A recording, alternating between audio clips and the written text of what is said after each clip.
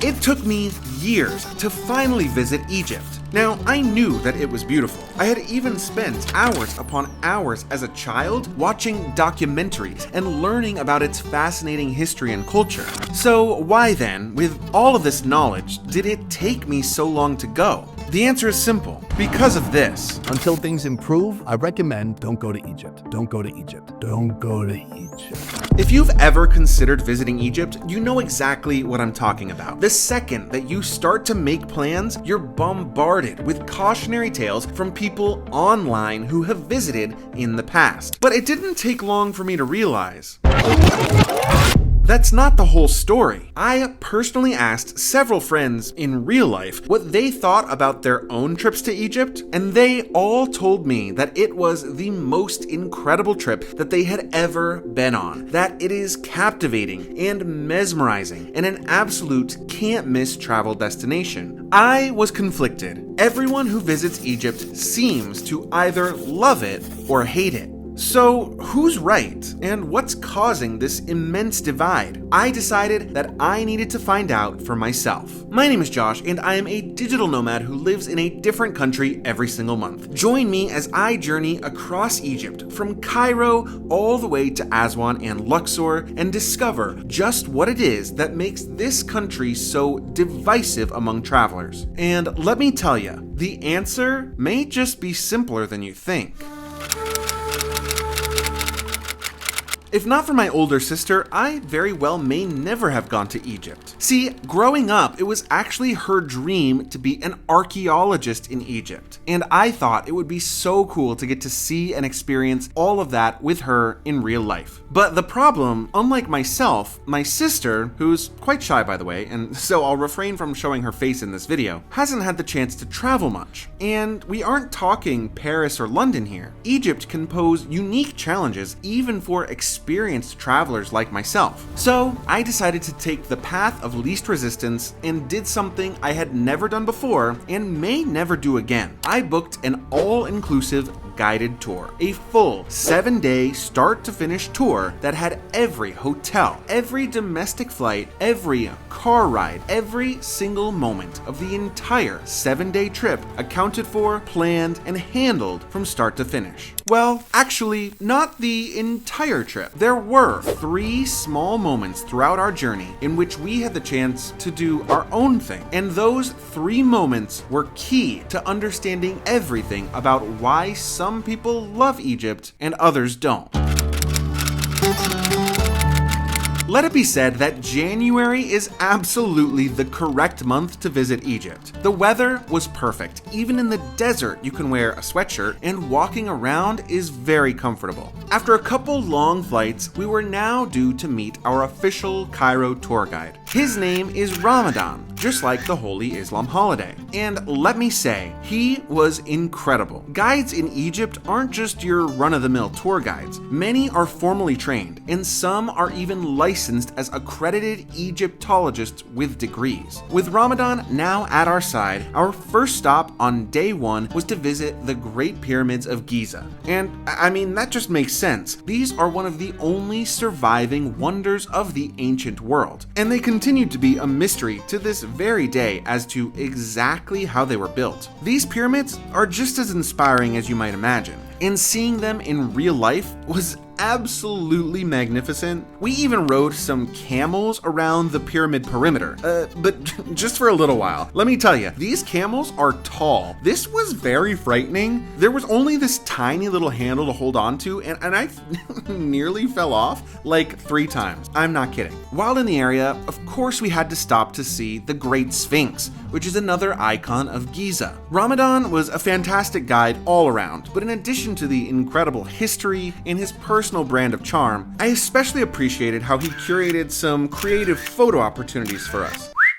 Our tour also included a visit to the recently opened and very famous Grand Egyptian Museum. It's a gorgeous museum, super modern, incredible architecture, and filled with so much history it's crazy. Aside from the architecture itself, I think my favorite part of this museum was the King Tut display, which features many of the pieces that were originally found inside his tomb. masks and sarcophagi and chairs and clothing. It's unreal that all of this was made for a pharaoh as politically minor as King Tut was in the grand scheme of ancient Egyptian history. On our second day with Ramadan, we took a different approach. We saw some of the less appreciated religious aspects of modern Cairo, including the Alabaster Mosque, which I think might be one of the most gorgeous religious buildings I have ever stepped inside. From there, we went to Coptic Cairo, where we learned all about Coptic Christianity and its history and origin, which, unlike much of ancient Egyptian history, was totally new to me. I really loved that we had the chance to embrace more of Egypt's culture and history, even beyond just the obvious ancient elements like the Great Pyramids. But hold on, why am I even mentioning all of this? Why walk you through the Cairo itinerary? Well, the simple answer is because up until this point, everything was picture perfect. It was the perfect trip. I totally understood why my friends loved it.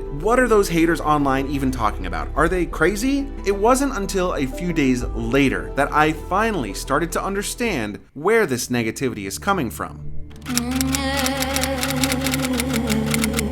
During my entire week-long stay in Egypt, there were effectively 3 times, and only 3 times, that I acted on my own outside the guidance of the tour operator. The first was in Aswan. Now, I haven't mentioned this yet, but a big part of our tour included 3 days aboard a Nile cruise. We flew from Cairo down to Aswan and boarded a cruise that would take us all the way to the city of Luxor before flying back to Cairo. The cruise was lovely, and we made plenty of stops at incredible temples along the way. In fact, I'm going to make another video just to talk about our 3-day Nile cruise because there is so much more to say outside of the scope of this video. So be sure to subscribe so you don't miss that one when it comes out. For now though, I'd just like to talk about one specific moment on the cruise. We had some free time on our first morning in Aswan before the boat set sail. Some people use that time to book a hot air balloon flight, others take a van ride down to see the Abu Simbel temple. We decided the tour was busy enough and we wanted to take it easy and keep the morning open. But rather than just sit and relax on the boat, I thought that it would be cool to go with my sister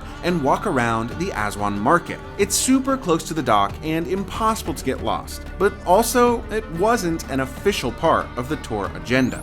And that was a problem. Just as we were about to leave the boat, we were stopped. Ultimately, they decided that it would be okay for us to leave the boat as long as we took a special card to signify our departure and were back on time. It was odd. I didn't know we were being so rigidly watched. When it came to the market, things were mostly fine, good even. Someone did try to scam us.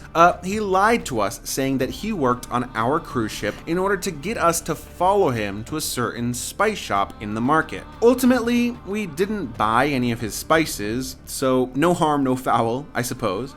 We left, shopped for some cute souvenirs from vendors at the market, grabbed some snacks, and returned to the ship. From that point on, we would be totally under the supervision of our guides all the way until the end of the tour. But you see, we weren't quite done in Egypt when the tour officially ended. The tour package we booked consisted of 7 days, but our flights were actually on the 8th day. That meant that there was one full day at the end of the trip where we would be totally on our own. For this one extra night, I booked a hotel close to the airport to make travel easy. And since we were pretty tired out, we mostly just hung out at the hotel on our last day. Simple, easy, relaxed. But even so, 2 things took place that were pretty jarring. The first, the power in the hotel went out for around 3 hours. Like in some other parts of Africa and the rest of the world, Egypt at times will cut the power in order to conserve energy. While it is sometimes predictable, you never know for sure when it's going to happen or for how long. The trick to this is that in all the hotels we stayed in prior, and even on board the cruise itself, there are backup generators. In this moment, you would never even know that the power was cut at all. Now, ultimately, this was a very minor inconvenience for us, but I couldn't help but think about how challenging it would be if the power was unpredictable and outages were happening on every single day of your trip. That was just the first thing that happened on our last day. The second took place at the airport, and at the airport, I had a bit of a scare. I went with my sister to say goodbye to her before her flight. Her flight was around 12 hours before mine. She was flying back to the US, and I was continuing onward to Oman. But unlike when we first arrived to Egypt together, now we no longer had an official airport escort from the tour company. No one was there to act as a go-between. Now at the Cairo airport, there is a layer of security that you must pass through before reaching the check-in desks. But I assumed that since there always is security after the check-in desks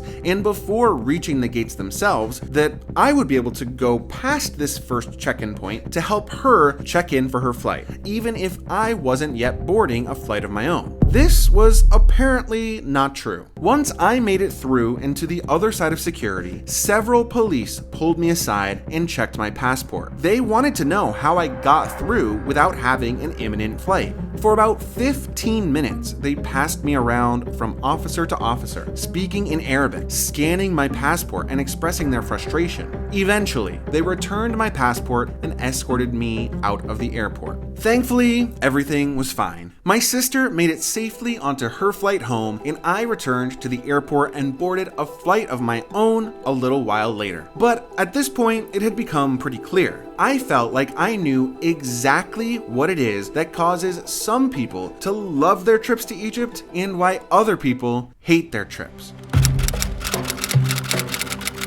So why did so many famous travel influencers hate their visits to Egypt? If all my friends had a great time there, why do so many people online clearly say that they will never come back? Why the disparity? What is the disconnect? Now, this may just be my experience on this one specific trip, but based on everything I have seen and heard and read, the pattern feels hard to ignore. For me, at the end of the day, it all comes down to guided tours. Every single person that I met who had an amazing time in Egypt took part, just like I did, in a fully guided tour. And everyone I've read who had a bad trip did not do this. They figured it out for themselves. I experienced all of this for myself, while my trip was totally planned out with a tour on every single occasion that I chose to act on my own in a way that was not explicitly dictated by the tour operators. I found myself in an undesirable situation, hounded by a scammer through the Aswan market, without power at an unapproved hotel, or being questioned and shuffled around the Cairo airport. The answer here is simple. There are parts of the country that they want you to see and parts that they don't. It is all extremely curated. And while curation isn't a bad thing, the truth is many people may not want that in their travels. Some people want freedom and authenticity. They want to be able to make their own plans off the cuff. They want to explore back alleyways and try local cuisine. I don't blame those people for feeling that way at all. In fact, those people are usually me, but unfortunately, it's those people who tend to have a negative experience in Egypt. So what's the takeaway here? What is there to do with this information? If I'm being honest, I'm not sure I even know myself. Part of me wants to tell you that you should only ever visit Egypt on a guided tour, that you should visit in the way that they want you to. And if you do that, everyone will be happy. However, I admit that I'm conflicted about giving this advice.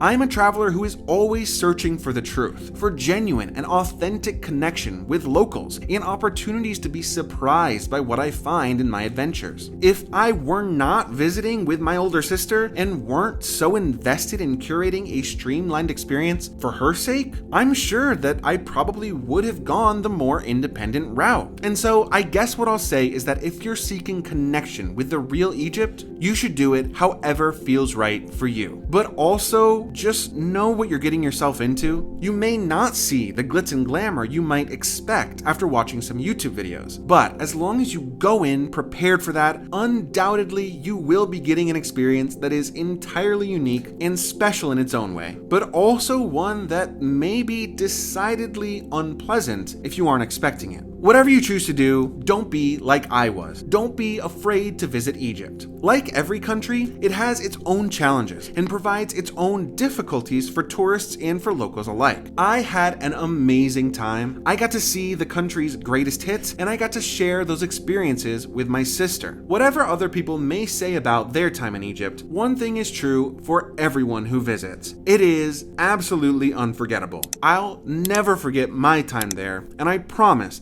that if you make the choice to visit for yourself, you too will remember it forever.